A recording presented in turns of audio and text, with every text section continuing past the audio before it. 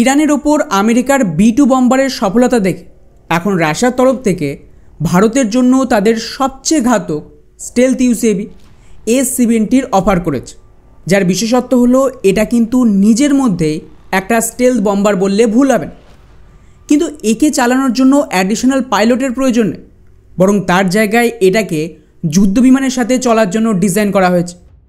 অর্থাৎ সহজ ভাষায় বললে যেরকম আমাদের ক্যাটস ওয়ারে ভারতীয় যুদ্ধবিমানের সাথেই উড়বে এবং এর আগে থেকে শত্রুর ডিফেন্স থেকে সুরক্ষা দেবে এবং প্রয়োজনে অ্যাটাকও করবে, যাকে ওই বিমানের পাইলটই কন্ট্রোল করবে ফাইটার জেটের মাধ্যমে।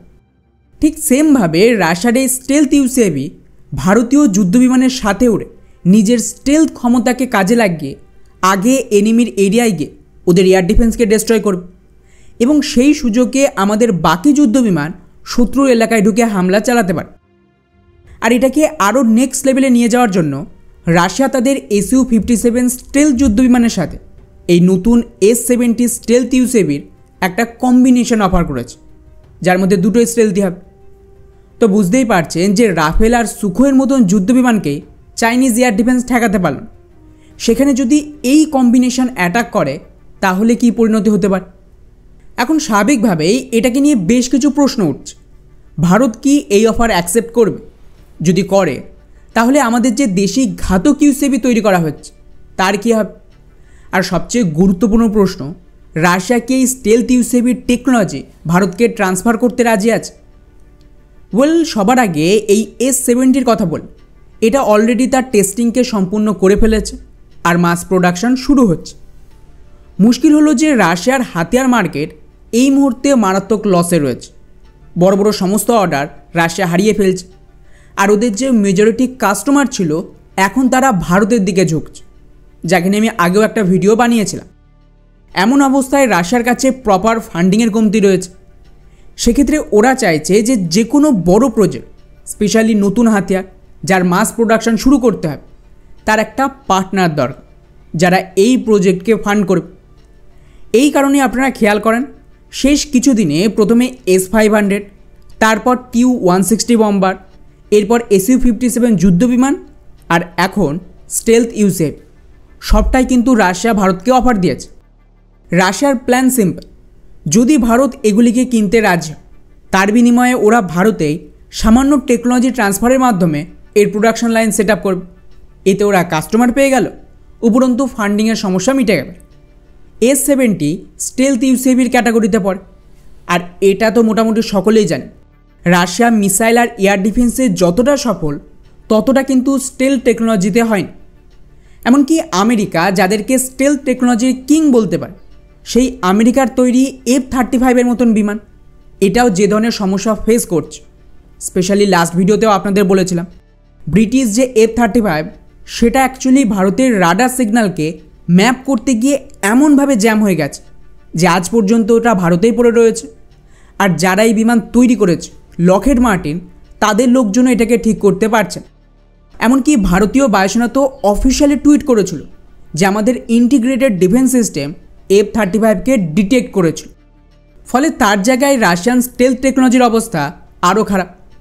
এমনকি S-70 ইউসিএভির একটা ভিডিও ভাইরাল হয়েছিল যেখানে এই এয়ারক্রাফট তার কন্ট্রোল হারিয়ে ইউরোপের দিকে চলে যাচ্ছিল।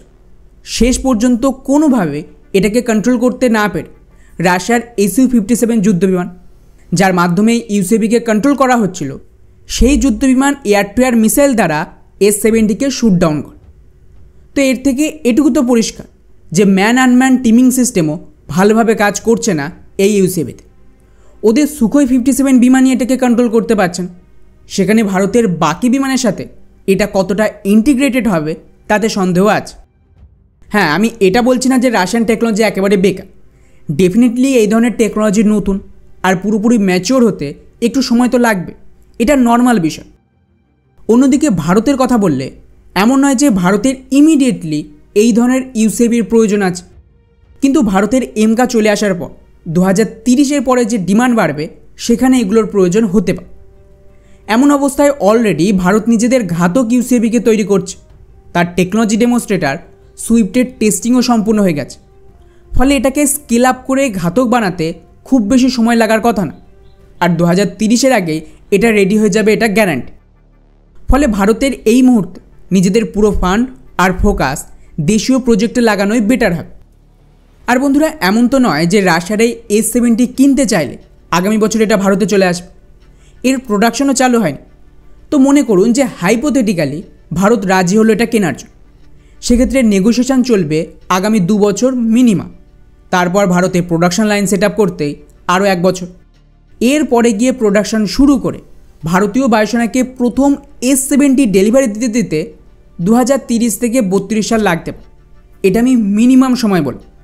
আর আমরা সবাই জানি নেগোসিয়েশন কোনো দিন 1 থেকে 2 বছরে হয় না।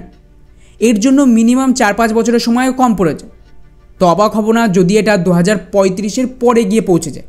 তাই এত লেট যখন হবে এবং আমরা নিজেদের টেকনোলজিও প্রুভ করে ফেলেছি আর ছোটো ভার্সন তো তৈরিও হয়ে গেছে, এমন পরিস্থিতিতে বিদেশি এয়ারক্রাফট কেনার কোনো মানেই দাঁড়াচ্ছে না।